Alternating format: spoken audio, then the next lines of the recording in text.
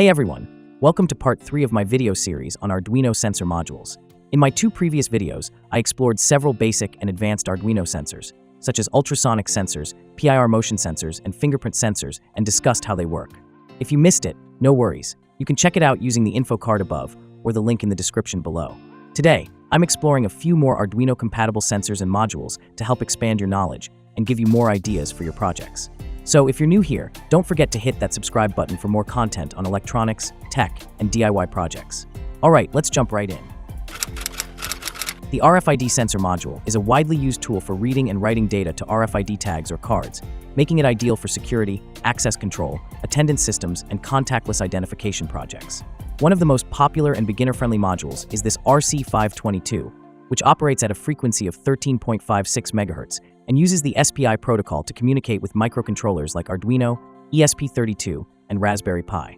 The module comes with an integrated antenna and supports read or write operations with RFID cards and key fobs that follow the ISO 14443A standard.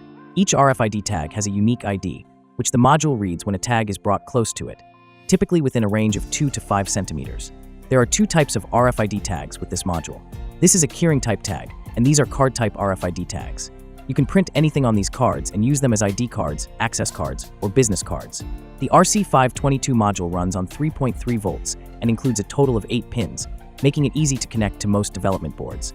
It's compact, energy efficient, and comes with plenty of libraries and code examples for fast setup and integration. You can use it to build systems like door unlocking mechanisms, automated check-ins, smart lockers, and inventory tracking.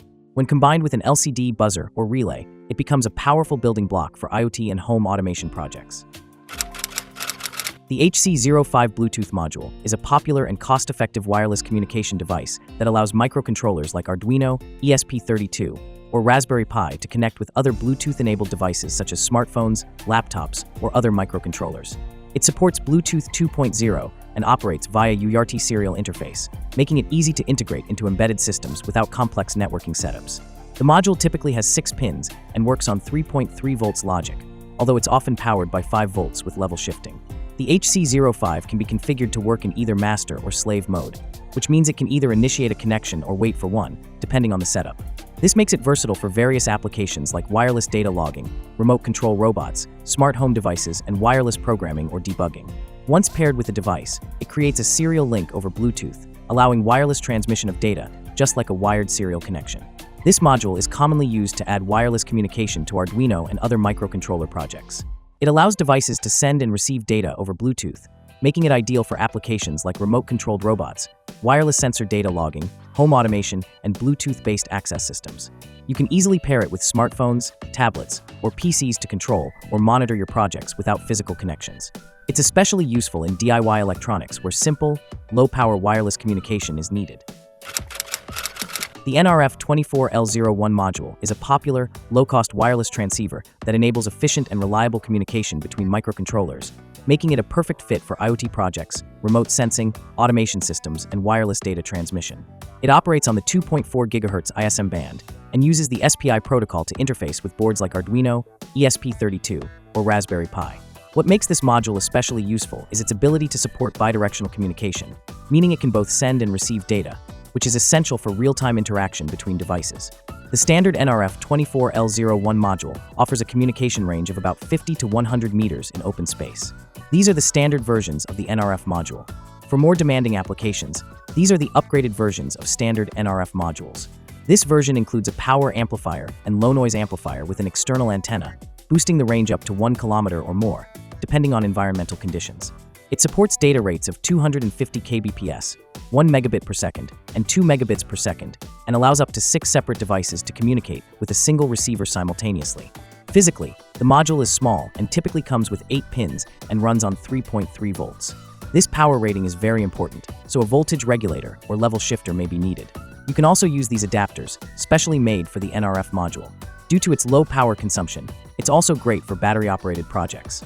A common issue with this module is power instability, so it's recommended to place a 10 microfarad capacitor between VCC and ground to ensure smooth operation. From building wireless weather stations and robot-to-robot communication to creating multi-node mesh networks, the nRF24L01 is a powerful tool for makers and engineers.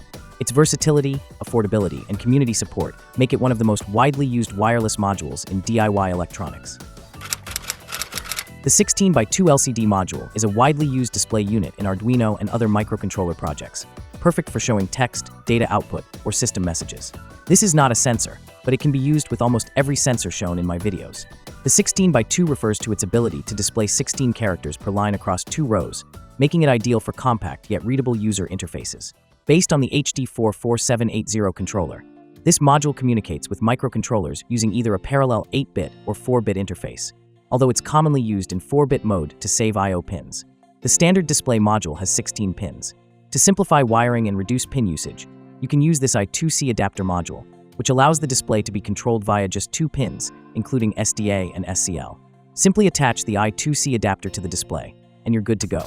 The adapter has a built-in potentiometer for adjusting display contrast to control the text visibility. It also includes a backlight for improved readability in low-light environments. This jumper allows you to enable or disable the display backlight. The display module supports alphanumeric characters, basic symbols, and even custom characters defined in its CGRAM. This LCD is extremely useful in projects like digital clocks, temperature monitors, system diagnostics, or any project where you need real-time feedback or status messages. Thank you for watching. I hope you found today's video helpful and picked up something new about Arduino sensor modules. If so, give it a like and hit the subscribe button, and stay tuned for Part 4, where I'll be introducing even more sensors and modules. See you there.